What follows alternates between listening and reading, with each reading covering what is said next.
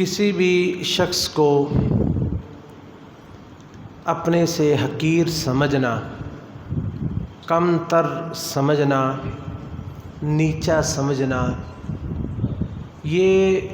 برائیوں کی جڑ ہے۔ یہ کمزوری انسان کے اخلاق کو تباہ کر دینے والی ہے، اس کے اعمال کو برباد کر دینے والی ہے۔ صدیوں کی نیکیاں، سالوں کی ریاضتیں، بے شمار صدقات و خیرات کسی کو حقیر سمجھنے سے انسان کے تباہ و برباد ہو جاتے ہیں۔ دیکھیں، اللہ رب العزت نے آدم علیہ السلام کو پیدا فرمایا، فرشتوں کو حکم دیا کہ تم اس کو سجدہ کرو، انہیں سجدہ کرو۔ فسجد الملائکۃ کلہم اجمعون، سب فرشتوں نے سجدہ کر دیا الا ابلیس، سوائے ابلیس کے۔ اب اللہ رب العزت نے جب اس سے پوچھا کہ ما منعک ان تسجد اذ امرتک، جب میں نے تمہیں حکم دے دیا تھا تو تم نے سجدہ کیوں نہیں کیا؟ یہ بے شمار فرشتے، اس میں چھوٹے بڑے، اس میں جبریل بھی، اس میں اسرافیل بھی، اس میں جو ہے پہاڑوں کے فرشتے، آسمانوں زمینوں کو ایک پر سے اٹھا لینے والے فرشتے، یہ سارے فرشتے موجود تھے۔ جب ان سب نے سجدہ کر لیا تو ما منعک، تجھے کس چیز نے روکا ہے؟ کس چیز نے، کون سی چیز اس بات میں رکاوٹ بنی ہے کہ تو اس آدم کو سجدہ کرے؟ تو اس نے پتہ کیا جواب دیا؟ انا خیر منہ، میں اس سے بہتر ہوں، یہ مجھ سے کم تر ہے، یہ مجھ سے کم تر ہے، میں اس سے اونچا ہوں۔ خلقتنی من نار و خلقتہ من طین، میں آگ جیسی نورانی مخلوق سے بنا ہوا، یہ مٹی جیسی حقیر چیز سے بنا ہوا۔ تو اس کے جواب میں اللہ نے فرمایا کہ فاہبط منہا فما یکون لک ان تتکبر فیہا، دفعہ دور ہو جاؤ، تمہارے تو تکبر کرنا تو کسی کے لیے لائق ہی نہیں ہے کہ وہ اپنے آپ کو زیادہ سمجھے، اپنے آپ کو اونچا، اعلیٰ اور عرفہ سمجھے اور کسی کو کمتر اور حقیر سمجھے۔ فخرج انک من الصاغرین، جاؤ نکلو قیامت تک، بلکہ ہمیشہ کے لیے تم ہی ذلیل و رسوا ہوگے۔ جس نے کسی ایک کو حقیر سمجھا، اللہ رب العزت نے اسے کائنات کی حقیر ترین مخلوق بنا دیا۔ جو انسان کسی کو حقیر سمجھے، کم تر سمجھے، نیچا سمجھے، کسی وجہ سے سمجھے، تو اللہ تعالیٰ بطور سزا اسے کم تر، حقیر، ذلیل اور رسوا کر دیتے۔ اور یہی یہود کا اخلاق تھا۔ نبی علیہ السلام کی نبوت کو نہ ماننے میں رکاوٹ کیا تھی؟ وہ کہتے تھے یہ عرب لوگ، یہ جاہل لوگ، یہ ان پڑھ لوگ، ہم ان سے اعلیٰ عرفہ، ہم نبیوں کی اولاد، ہم فلاں اور فلاں، تو یہ ہم پہ نبی بن کے ہم پہ حاکم بن جائے، ہم پہ حکومت چلائے، ایسا نہیں ہو سکتا۔ اور بلکہ وہ سارے عرب کو اپنے علاوہ سب کو کمتر اور حقیر سمجھتے، اس وجہ سے حق کو قبول کرنے میں اور اسلام کو قبول کرنے میں سب سے کم تعداد اہل کتاب میں سے، اہل کتاب اور ان میں سے یہودیوں کی ہے۔ جیسے کہ اللہ تعالیٰ فرماتے ہیں کہ من اہل الکتاب من ان تأمنہ بقنطار یؤدیہ الیک ومنہم من ان تأمنہ بدینار لا یؤدیہ الیک الا ما دمت علیہ قائما، کہ اہل کتاب میں سے کچھ ایسے ہیں کہ جن کو تو چلو جو بھی خزانہ دے دو واپس کر دیں گے، کچھ ایسے ہیں ایک دینار بھی دے دو واپس نہیں کریں گے۔ ذالک بأنہم قالوا لیس علینا فی الامیین سبیل، اس لیے کہ وہ کہتے ہیں کہ یہ ان پڑھ جاہل لوگ ہیں، یہ ہم ان کے ساتھ جو مرضی کر لیں، یہ ہمارے اوپر جو ہے وہ کسی قسم کا کوئی حق نہیں رکھتے۔ لیس علینا فی الامیین سبیل، ہم ان ان پڑھوں کے ساتھ جو مرضی کر گزرے ہمارے لیے لائق ہے، ہمارے لیے درست ہے، ہمارے لیے جائز ہے۔ تو یہ کسی کو حقیر سمجھنا، کمتر سمجھنا، یہ ابلیس کی صفت ہے، اور اس کے بعد سب سے زیادہ یہ صفت جو ہے وہ یہود میں پائی گئی ہے۔ تو لیکن اسلام نے، دین اسلام نے ہمیں ہر قسم کی حقارت، کوئی بھی کسی چیز کی بھی حقارت ہو ہمیں اس سے منع کیا کہ کسی بھی اپنے اندر انسان کسی قسم کا کوئی فخر محسوس نہ کرے، اور کسی کے اندر کسی قسم کی حقارت جو ہے انسان کو نہیں دیکھنی چاہیے اور نہ سمجھنی چاہیے۔ وہ حقارت چاہے وہ ذات کی ہو، وہ برادری کی ہو، وہ نسل کی ہو۔ اللہ رب العزت فرماتے یا ایھا الناس انا خلقناکم من ذکر و انثی وجعلناکم شعوبا وقبائل لتعارفوا، کہ اے انسانوں ہم نے تمہیں ایک مرد آدم سے اور ان کی بیوی حوا سے پیدا کیا، وجعلناکم شعوبا وقبائل لتعارفوا، تاکہ ہم نے تمہارے گروہ بنائے، ہم نے تمہارے برادریاں بنا دی، ہم نے تمہارے قبیلے بنا دیے تاکہ تمہارا تعارف ہو کہ تمہارا باپ کون ہے، باپ کا باپ کون ہے، حقوق ایک دوسرے کے خراب نہ ہو، ایک دوسرے سے تعارف رہے، ایک کا تعارف دوسرے سے الگ رہے، اس لیے ہم نے تمہارے قبیلے بنا دیے۔ لیکن یاد رکھو ان اکرمکم عند اللہ اتقاکم، تو سب سے زیادہ اللہ کے ہاں قابل عزت قابل احترام وہ ہے جس کے اندر تقوی زیادہ ہے۔ یہ حقارت چاہے رنگ و نسل کی ہو یا جنس کی ہو۔ بعض لوگوں کے ہاں یہ بڑی ہوتی ہے جی کہ مطلب ہم مرد ہیں جی، یعنی یہ بعض لوگوں کو بڑا یہ خبط ہوتا ہے کہ جی ہم مرد ہیں اور عورتیں جو ہیں وہ کسی شکل میں بھی ان پر لطیفے بنائے جاتے ہیں، وہ بیوی کی شکل میں ہو کسی شکل میں ہو، ان پہ جی یہ ان کو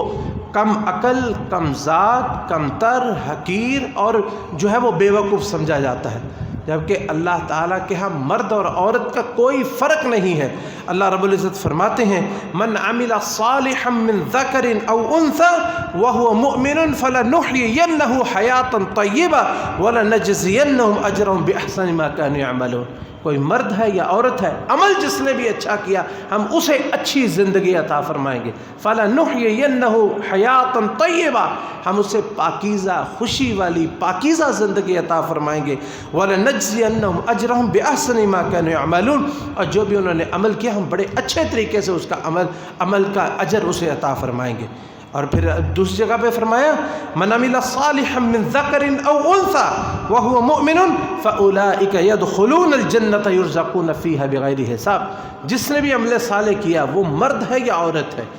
اس کو ہم جنت میں داخل کریں گے، یرزقون فیہا بغیر حساب، بغیر حساب کے، یعنی اس کا اتنا رزق عطا فرمائیں گے جس کا کوئی حساب ہی نہیں کر سکے گا، یرزقون فیہا بغیر حساب۔ اور اسی طرح چاہے یہ کوئی پیشہ ایک انسان کا کوئی بھی ہو، کسی کو اس کے پیشے سے حقیر جاننا، یہ بھی اسلام ہمیں اس کی بھی اجازت نہیں دیتا۔ اور بلکہ اللہ رب العزت نے انبیاء سے، لوگ سمجھتے تھے سب سے کم تر لوگوں کے ہاں یہ سمجھا جاتا تھا کہ کوئی کسی کے بکریاں چراتا ہے، لیکن نبی علیہ السلام نے فرمایا کہ سارے نبیوں نے بکریاں چرائی ہیں، حتیٰ کہ داؤد علیہ السلام کو اللہ نے کتنی نبوت اور کیسی شان اور بادشاہت عطا فرمائی، بکریاں انہوں نے بھی چرائی۔ کسی نے پوچھ لیا اللہ کے رسول آپ بھی نے اپنی بکریاں چرائیں؟ آپ نے فرمایا ہاں میں بھی چند پیسوں کے عوض میں مکے والوں کی بکریاں چرایا کرتا تھا۔ کوئی پیشہ، چاہے کسی کو کوئی موچی ہے، چاہے کوئی نائی ہے، یا کوئی جوتے سلائی کرتا ہے، یا کوئی کپڑے سیتا ہے، یا کوئی کسی جو بھی کام کرتا ہے، کسی کا پیشہ کوئی بھی ہے، کسی سے بھی کوئی کام کرتا ہے، چاہے اس کا کام گلیوں میں جھاڑو دینا ہو، وہ صفائیاں کرتا ہو، وہ کوئی بھی کام کرتا ہو، کسی پیشے کے اندر کوئی حقارت نہیں ہے، کسی پیشے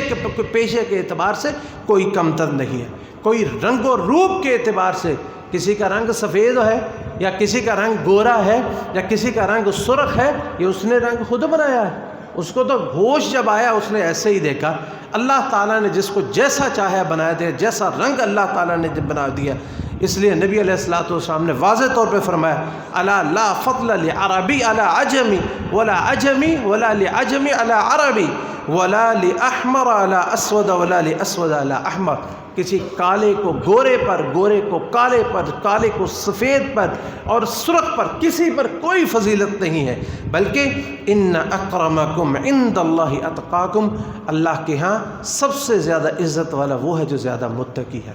کہاں ابو لہب حسن و جمال اس کا جو پورے عرب میں مشہور تھا، تبت یدا ابی لہب و تب ہو گیا، اور کہاں وہ بلال جو حبشے سے آنے والے کالے رنگ کے، لیکن ان کے قدموں کی چاپ نبی کریم صلی اللہ علیہ وسلم جنت میں اپنے سے آگے سن رہے ہیں۔ یہ اللہ تعالیٰ کسی کو مقام عطا فرمائے اس کے عمل کی بنیاد پر، کسی کی ذات، کسی کا رنگ، کسی کی نسل، کسی بنیاد پر کسی کو حقیر نہیں سمجھنا چاہیے، بلکہ کوئی کسی کا قد چھوٹا ہے، کسی کا قد بڑا ہے، انسان خود بناتا ہے۔ عائشہ صدیقہ رضی اللہ تعالیٰ عنہ، یہ لوگ کتنے صاف ستھرے دل کے مالک تھے۔ فرماتی ہیں، خود اپنا واقعہ بیان فرماتی ہیں، کہتی ہیں کہ میں نے نبی علیہ الصلوۃ والسلام کے سامنے ایک دفعہ کہہ دیا حسبک من صفیہ کذا و کذا، میں نے کہا وہ صفیہ کی بات کرتے نا، وہ جو ٹھگنی سی ہے، تو نبی علیہ الصلوۃ والسلام نے فرمایا کہ عائشہ کتنی محبت تھی، کتنا پیار تھا، لیکن آپ نے فرمایا عائشہ تم نے ایسا کلمہ کہہ دیا ہے، اگر اس کلمے کو سمندر کے پانی میں ملا دیا جائے تو سارے کے سارے سمندر ہی کڑوے ہو جائیں، یہ اتنا بڑا کلمہ تم نے کہہ دیا ہے۔ اور ہمارے ہاں کسی کو لمبا یا چھوٹے قد کا، کسی کا قد کا مطلب کوئی بھی چیز جو ہے وہ معمول سے ہٹ کر ہو، وہ اس کا نام ہی ڈال دیا جاتا ہے، اس کا عرف اور اس کا لقب ہی بنا دیا جاتا ہے۔ اور دیکھیں کہ ظاہری جو حلیہ ہوتا ہے نا، یہ ہمارے ہاں کچھ اور ہوتا ہے، لیکن اللہ رب العزت کے ہاں کچھ اور ہوتا ہے۔ نبی کریم علیہ الصلوۃ والسلام نے فرمایا کہ رب اشعث اغبر مدفوع بالابواب، کچھ ایسے ہوتے ہیں گندے لباس والے، پھٹے کپڑوں والے، جسم جو ہے وہ میلا کچیلا، بالوں میں گرد پڑی ہوئی، مدفوع بالابواب، کسی کے دروازے پہ چلے جائیں تو لوگ کہتے ہیں وہ جی گھر میں نہیں ہے، ابھی ٹائم نہیں ہے، فلاں وقت میں آنا، لو اقسم علی اللہ لابرہ، لیکن اگر اللہ پر قسم اٹھا لے تو اللہ ان کی قسم کو پورا فرما دیتا ہے، ویسے ہی فرما دیتا ہے، اللہ اس معاملے کو ویسے ہی کر دیتا ہے جیسے اس نے قسم اٹھائی ہوتی ہے کہ اللہ کی قسم یہ معاملہ اس طرح ہوگا۔ اللہ رب العزت اس کے لفظوں کا اتنا خیال رکھتے ہیں کہ اس کے لفظوں کے مطابق فیصلے فرما دیتے ہیں۔ اور دوسری روایت میں آپ نے فرمایا ان من امتی، کہ میری امت میں سے کچھ لوگ ایسے ہیں لو جاء احدکم یسألہ دینارا، کسی کے پاس آئے غربت کی وجہ سے، افلاس کی وجہ سے، ایک دینار کا سوال کر لینا، ایک دینار مجھے دے دے، نہیں میرے پاس نہیں ہے، لم یعطی ولو سألہ فلسا، کسی سے ایک پیسہ یعنی مانگ لے تو وہ بھی اس کو کوئی دینے کے لیے تیار نہیں ہے، لیکن ولو یسأل اللہ الجنۃ لأعطاها، لیکن اگر وہی رب کی طرف ہاتھ اٹھا کے اللہ سے جنت مانگے، اللہ جنت عطا فرما دے اسے۔ لوگ درہم و دینار ایک پیسہ اس کو دینے کے لیے تیار نہیں۔ لو اقسم علی اللہ لابرہ، اگر قسم اٹھا لے اللہ پر تو اللہ اس کی قسموں کو پورا کر دیتا ہے۔ عزیزان گرامی، یہ تو دنیا کے معاملات ہیں، انسان کو کسی کی نیکی جو ہے اس کو بھی حقیر نہیں سمجھنا چاہیے۔ یہ ایک بڑی اہم بات، اس کو اپنے ذہن میں رکھیں کہ ہمارے اندر نا ایک بہت بڑی بات ہوتی ہے کہ ہم نا بڑی نیکی کرنے کی خاطر چھوٹی نیکی کو بھی چھوڑ دیتے ہیں، بڑی نیکی کرنے کی خاطر چھوٹی نیکی کو چھوڑ دیتے ہیں۔ نو جی یہ اس میں کیا ہے جی، یہ جو چھوٹی سی یہ کیا ہے جی، حالانکہ اللہ رب العزت فرماتے ہیں کہ فَمَن يَعْمَلْ مِثْقَالَ ذَرَّةٍ خَيْرًا يَرَهُ، جس شخص نے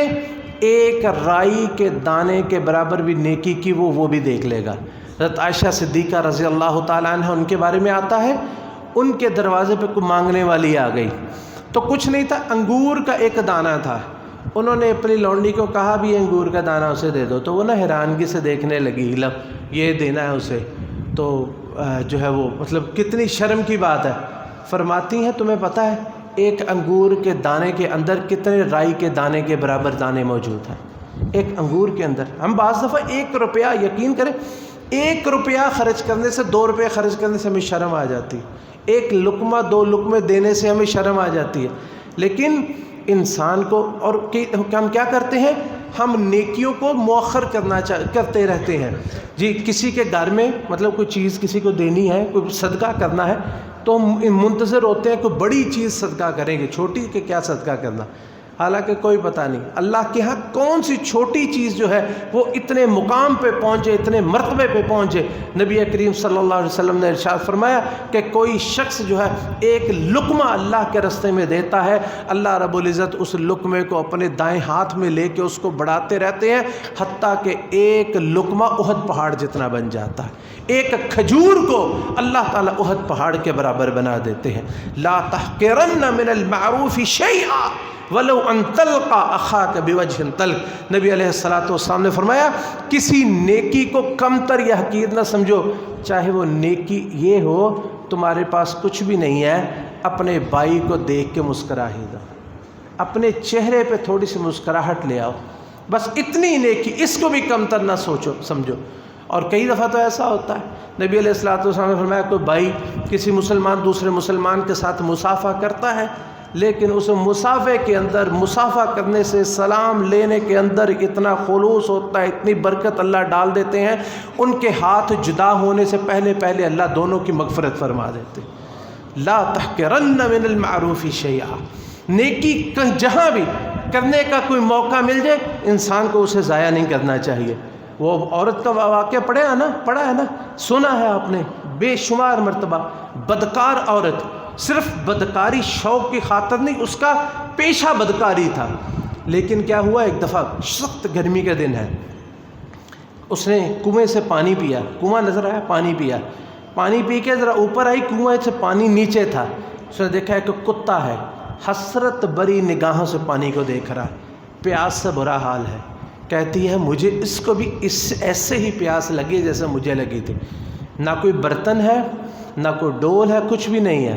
اس نے کیا کیا، اپنا موزہ جوتا اتارا، جوتے کو اپنے دوپٹے یا کسی چادر کے ساتھ باندھا، نیچے لٹکایا، اس میں پانی ڈال کے اس کتے کے سامنے رکھ دیا، کتے نے پانی پی کے پتہ نہیں کیا دل سے دعا دی، اللہ تعالیٰ نے اس کو معاف فرما کے اس عورت کو جنت میں بھیج دیا، جس کی زندگی گناہوں سے لتھڑی ہوئی۔ لا تحقرن من المعروف شیئا، کسی نیکی کو کبھی بھی حقیر نہ جانے، کسی نیکی، حالانکہ ایک حدیث میں آتا ہے نبی علیہ الصلوۃ والسلام نے فرمایا ایک بندہ نا رستے میں جا رہا ہے، اس نے دیکھا کانٹے دار جھاڑی رستے میں پڑی ہوئی ہے، اس نے اس کو نا سائڈ پہ کر دیا، گزر گیا۔ کبھی شاید اس کے شعور میں بھی یہ بات نہ آئی ہو، یعنی عادتاً اس نے کر دیا، یعنی عادتاً کیا کہ اچھا کام کرنے کی اس کی عادت تھی، اس نے سائڈ پہ کر دیا، گزر گیا، اس کو پتہ ہی نہیں پیچھے سے اللہ نے اس کے سارے گناہ ہی مٹا دیے۔ اتنی اچھی نیکی کرنے سے، چھوٹی سی نیکی، بعض دفعہ ہم چھوٹی نیکی سمجھتے ہیں، لیکن لا تحقرن من المعروف شیئا ولو ان تلقى اخاك بوجه طلق۔ پچھلے 2 جمعے آپ نے پڑھا نا غزوہ تبوک کا واقعہ، تو ہم اختصار کی وجہ سے ایک آدمی کا واقعہ نہیں بیان کر سکے، وہ چونکہ ہمارا موضوع اصل وہ نہیں تھا۔ وہ کیا تھا، نبی علیہ الصلوۃ والسلام نے جب صدقے کا حکم دیا نا، تو حضرت عثمان رضی اللہ تعالیٰ عنہ کے صدقے آپ نے سنے، کتنے لاکھوں کروڑوں کے صدقے کیے، لیکن ان میں سے ایک آدمی تھا ابو عقیل، اس کا نام تھا ابو عقیل، مزدور آدمی، کچھ بھی نہیں تھا پلے، بازار میں گیا، محنت مزدوری کی، کسی نے ایک ہاتھ میں نا اتنے سے جو دے دیے، تو وہی پکڑ کے نا جو لے کے اللہ کے نبی علیہ الصلوۃ والسلام کے ہاتھ کے جو ہے وہ قدموں پہ ڈھیر کر دیے۔ منافق موجود، تالیاں بجاتے ہیں، ہنستے ہیں، لو جی اللہ تعالیٰ کو نا اس کے جو کی اتنے کی ضرورت ہے، یہ ایک ہاتھ میں بھر کے جو، یہ جناب وہ کیسر کو اور جو فتح کرنے کے لیے جا رہا ہے، یعنی اتنا مذاق اڑایا اس کا، اس آدمی کے دل میں کیسی ہوک اٹھی ہوگی، یا کیسا دکھ یا درد اس کے دل میں اٹھا کہ اللہ رب العزت نے وحی بنا کے نازل فرما دی، الذین یلمزون المتطوعین من المؤمنین فی الصدقات والذین لا یجدون الا جہدہم۔ اے منافقو، تم میرے ان خالص بندوں کا مذاق اڑاتے ہو جن کے پاس سوائے اپنی محنت مزدوری کے اور کچھ بھی نہیں ہے۔ مشہور ہو گیا وہ بندہ کہ یہ کون آ رہا ہے، وہ ابو عقیل آ رہا ہے جس نے تبوک کے موقع پر ایک ہاتھ بھر کے جو اللہ کے راستے میں صدقے کیے تھے، وہ نام ہی اس کا پڑ گیا، وہ مشہور ہی ہو گیا، ابو عقیل وہ فلاں جو ایک جو لے کے آیا تھا اور منافقین نے اس کا مذاق اڑایا تھا۔ اللہ تعالی ہمیں ہمیشہ کسی نیکیاں کرنے کی توفیق نصیب فرمائے، اور ہمیں یہ توفیق نصیب فرمائے کہ جو نیکی، جس نیکی کرنے کا جس وقت موقع مل جائے اس کو اسی وقت کر گزریں، اس کو مؤخر نہ کریں۔ کتنے لوگ ہیں بیچارے سارا سال نا صدقات و خیرات روک کے بیٹھے، رمضان میں کریں گے جی، رمضان میں کریں گے، خود صبح شام دوپہر کھانا پینا پہننا اوڑھنا سارا چلتا رہتا ہے، غریبوں مسکینوں کی باری آتی ہے، مسجد مدرسے کی باری آتی ہے تو رمضان ان کو یاد آ جاتا ہے، بھی رمضان میں کریں گے۔ گویا کہ رب ان کو رزق دیتا ہی صرف رمضان میں، سارا سال کھاتے پیتے رہتے۔ میرے بھائیوں، اس طرح صدقات و خیرات کو گھیر گھیر کر نہ لے کے جایا کرو، جس وقت نیکی کا موقع ملے اسی وقت کو غنیمت سمجھنا چاہیے اور اسی وقت اس نیکی کو کر گزرنا چاہیے۔ اللہ رب العزت ہم کو اس کی توفیق نصیب فرمائے۔ اور عزیزان گرامی، اسی طرح کوئی شخص کسی کو کوئی تحفہ دینا چاہتا ہے یا کوئی آپ کو کوئی تحفہ دے دے تو اس کو بھی کبھی حقیر نہ سمجھے، وہ تحفہ چھوٹا ہے یا بڑا ہے۔ نبی کریم صلی اللہ علیہ وسلم فرماتے ہیں کہ یا نساء المسلمات لا تحقرن جارۃ لجارتها ولو بفرس نشاط، صحیح بخاری کی روایت ہے کہ اے مسلمان عورتوں، کوئی مسلمان کسی مسلمان کے ہدیے کو تحفے کو حقیر نہ سمجھے، چاہے وہ اتنا ہو جو پایا ہوتا ہے اس کے نیچے جو کھری ہوتی ہے نا، کھری، وہ کھری ہی کوئی کسی کو تحفہ دے دے۔ اس کا دو مطلب، ایک تو یہ کہ تحفہ دینے میں گریز نہ کرو، چاہے اتنا ہی دو، تحفہ لینے میں بھی گریز نہ کرو، چاہے کوئی اتنا ہی دے دے۔ یعنی تحفہ کسی کو دینا ہو، چھوٹا ہو بڑا ہو، تھوڑا ہو زیادہ ہو، اس کو بھی کسی قسم کے جو ہے وہ حقارت کی نظر سے نہیں دیکھنا چاہیے۔ تحفے تحائف تھوڑے ہوں زیادہ ہوں، بعض دفعہ لوگ نا کسی کو تحفہ اس نیت سے نہیں دیتے، لو جی اس کو کیا ضرورت ہے جی، یہ تو امیر آدمی ہے جی، یہ بڑا آدمی ہے جی، حالانکہ تحفہ ضرورت نہیں ہوتی، تحفہ ایک محبت کی علامت ہوتی ہے۔ نبی علیہ الصلوۃ والسلام فرمایا تحادوا تحابوا، تحفے دو، اس سے محبت بڑھتی ہے۔ اللہ کے نبی علیہ الصلوۃ والسلام کو لوگ تحفے دیتے، آپ قبول بھی فرماتے، وَيُصِيبُ عَلَيْهِ، اور اس سے بڑھا کے دیتے تھے، اس سے زیادہ دیتے تھے۔ یہ آپ کیا لوگوں کی محتاج تھے؟ آپ ضرورت مند تھے؟ آپ تو لوگوں سب سے زیادہ صدقات و خیرات کرنے والے، لیکن تحفہ ایک محبت کی علامت ہوتی ہے، وہ تھوڑا ہو یا زیادہ ہو، کم ہو یا جو ہے وہ زیادہ ہو، زیادہ قیمتی ہو یا کم، یعنی کوئی بھی تحفہ دینے میں یا لینے میں کسی قسم کی جو ہے وہ انسان کو اس میں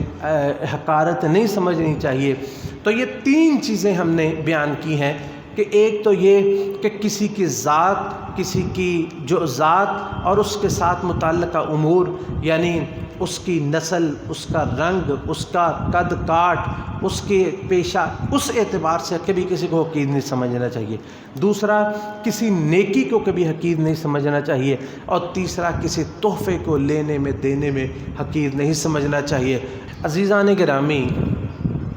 کسی مسلمان کو حقیر سمجھنا، کمتر سمجھنا دراصل شرور اور بیماریوں کی جڑ ہے۔ کسی کے اندر کوئی اور بیماری یا علت نہ ہو، صرف یہی ہونا کہ بس وہ کسی کو حقیر سمجھتا ہے، کمتر سمجھتا ہے، تو یہی برائی اس کو جہنم میں لے جانے کے لیے کافی ہے۔ نبی کریم صلی اللہ علیہ وسلم ارشاد فرماتے ہیں، صحیح مسلم کی روایت ہے کہ بِحَسْبِ امْرِئٍ مِّنَ الشَّرِّ، کسی انسان میں اتنا شر ہونا ہی اس کے لیے، شریر ہونے کے لیے کافی ہے، ان یحقر اخاہ المسلم، کہ وہ اپنے کسی مسلمان بھائی کو حقیر سمجھے، اپنے کسی مسلمان بھائی کو کمتر سمجھے، اپنے سے گھٹیا سمجھے۔ اور فرمایا کل المسلم علی المسلم حرام دمہ ومالہ وعرضہ،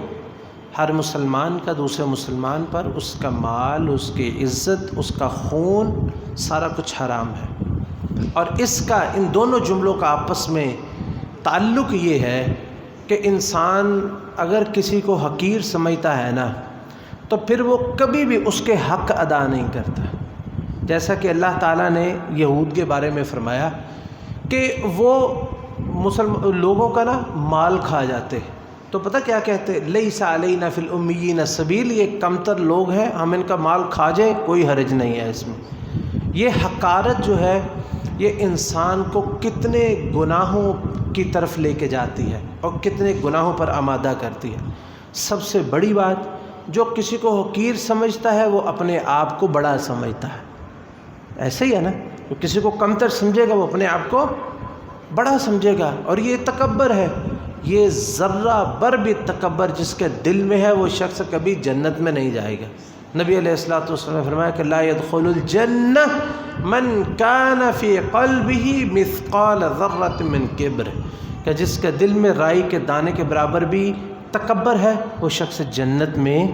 نہیں جائے گا۔ سب سے بڑی برائی تو یہ ہے کہ انسان اگر کسی کو کمتر سمجھتا ہے تو وہ اپنے آپ کو برتر سمجھتا ہے، اپنے آپ کو اونچا اور اعلیٰ سمجھتا ہے، اور یہ اگر انسان کسی کو کمتر سمجھتا ہے کہ اس کی بات کو بھی کبھی تسلیم نہیں کرتا۔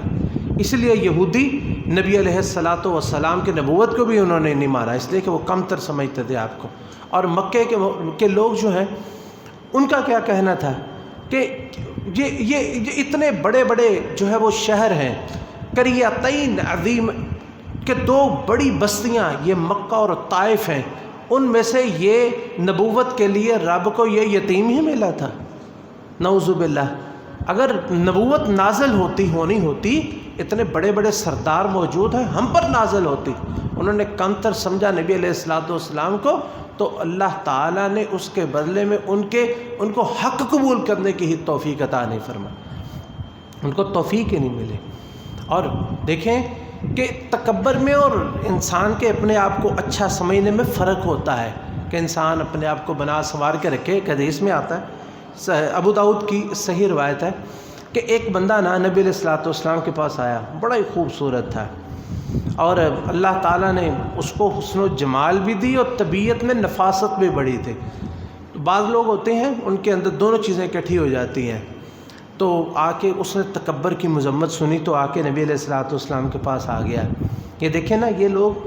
ہیں حق کو قبول کرنے والے اور حق کو تلاش کرنے والے۔ کہنے لگے اللہ کے رسول آپ دیکھیے کہ مجھے اللہ نے بڑا حسن و جمال دیا ہے، بڑی خوبصورتی دی ہے، میری طبیعت میں یہ چیز ہے کہ میرا دل کرتا ہے جو سب سے اچھا کپڑا وہ میں پہنوں، سب سے اچھا جوتا میرا ہو، سب سے قیمتی خوشبو میری ہو، سب سے اچھا لباس میرا ہو۔ اللہ کے رسول کہیں یہ تکبر تو نہیں ہے، کہیں یہ بڑائی تو نہیں ہے؟ آپ نے فرمایا نہیں، الکبر بطر الحق وغمط الناس، تکبر یہ ہے کہ کوئی شخص حق کو قبول کرنے کا سے انکار کر دے اور لوگوں کو حقیر سمجھنا شروع کر دے، یہ ہے تکبر۔ تو وہ آپ نے فرمایا، بلکہ آپ نے اس کی اس پہ تعریف فرمائی، آپ نے فرمایا کہ ان اللہ جمیل یحب الجمال، اللہ تعالیٰ خود بھی خوبصورت ہے، وہ خوبصورتی کو، حسن و جمال اختیار کرنے کو، صاف ستھری چیزوں کو اللہ تعالیٰ پسند فرماتے ہیں۔ تو یہ دیکھیں کہ یہ جو تکبر ہوتا ہے یہ کیا ہے؟ بطر الحق، کہ جو شخص تکبر کرتا ہے وہ حق کو قبول نہیں کرتا اور لوگوں کو کمتر سمجھتا ہے، اور پھر اس کمتر سمجھنے کے ساتھ دوسرا نتیجہ کیا ہوتا ہے؟ وہ سمجھتا ہے کہ لوگ اس قابل ہی نہیں ہے کہ ان کو ان کا حق دیا جائے، وہ لوگوں پر ظلم کرتا ہے، وہ لوگوں کی حق تلفی کرتا ہے، وہ ان کے مال چھین لیتا ہے، اور پھر ایک بہت بڑی برائی غیبت ان کی کرتا ہے، ان کا تمسخر اڑاتا ہے، ان کو حقیر سمجھتا ہے، کہ جو اللہ تعالیٰ نے فرمایا لا یسخر قوم من قوم عسى ان یکونوا خیرا منہم، کہ اے ایمان والو کسی کا مذاق نہ اڑاؤ، ہو سکتا ہے جس کا مذاق اڑا رہے وہ تم سے بہتر ہو۔ ولا نساء من نساء، اور خاص طور پر عورتوں میں یہ بیماری ہوتی ہے، کسی کو کمتر سمجھنا، کسی کو حقیر سمجھنا، کسی کو اپنے سے نیچا سمجھنا، کسی کو جو ہے وہ ذلیل اور رسوا سمجھنا۔ اس لیے اللہ تعالیٰ نے عورتوں کو خاص طور پر مخاطب ہو کے فرمایا ولا نساء من نساء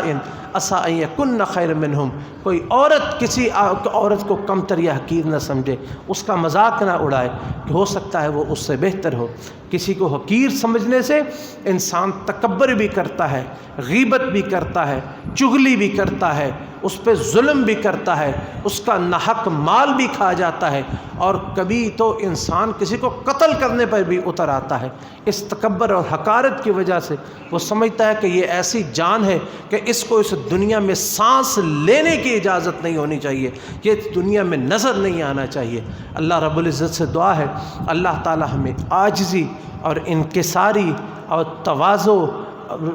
اختیار کرنے کی توفیق نصیب فرمائے، تکبر سے، حسد سے اور غرور سے اللہ رب العزت ہم کو محفوظ فرمائے۔ اللہ ہمارے بیماروں کو شفا عطا فرما، ہمارے پریشان حالوں کی پریشانیوں کو دور فرما۔ اللہ ہمارے ظاہری باطنی جو بیماریاں اللہ ان کو دور فرما۔ اللہ جو لوگ اس دنیا سے چلے گئے ہیں، ہمارے بہن بھائی چھوٹے بڑے والدین، اللہ سب کو معاف فرما دے۔ اللہ جتنے مسلمان تیرے پاس آ گئے ہیں ان کی مغفرت فرما، اللہ ان کے درجات کو بلند فرما، ان کی نیکیوں کو قبول فرما، ان کی سیئات سے درگزر فرما۔ اللہ جو لوگ پریشان ہیں ان کی پریشانیاں دور فرما، مالی طور پر، جانی طور پر، گھریلو طور پر، بچوں کی طرف سے، اہل و عیال کی طرف سے، کاروبار کی طرف سے، اللہ جو لوگ پریشان ہیں اللہ سب کی پریشانیوں کو دور فرما۔ اللہ سب کو خوشحالی نصیب فرما، اللہ سب پر آسانیاں فرما، اللہ سب کے رزق میں برکت عطا فرما، اللہ ہماری اولاد و جان و مال میں برکت عطا فرما، اللہ رزق حلال وسیع عطا فرما۔ اللہ